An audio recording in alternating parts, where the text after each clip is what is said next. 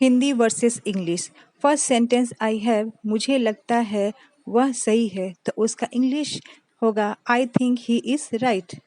And next sentence I have, उससे वो और सहन नहीं कर सकता, तो इसका इंग्लिश मीनिंग होगा she couldn't stand for any more.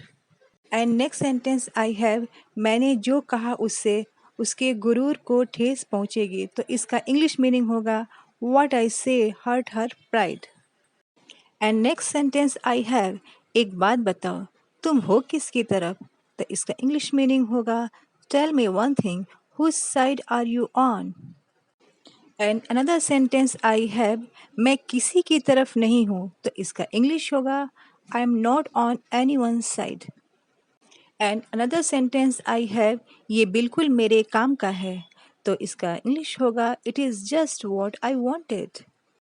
And another one I have, तुम्हें केवल अपनी पड़ी रहती है, तो इसका इंग्लिश वर्ड होगा you only think of your self.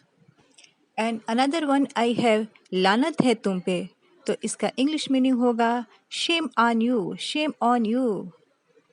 Next sentence I have, तुम्हें शर्म आनी चाहिए, तो इसका इंग्लिश मीनिंग होगा you should be ashamed. And next one I have, मुझे गुस्सा मत दिलाओ, तो इसका इंग्लिश होगा don't make me angry.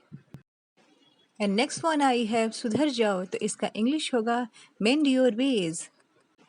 And next one I have, light चली गई, तो इसका इंग्लिश मीनिंग होगा the power is went of, the power is went of. And next one I have, आजकल लाइट बहुत जा रही है, तो इसका इंग्लिश मीनिंग होगा nowadays the power goes off frequently, frequently means अक्सर, बार बार को frequently बोलते हैं।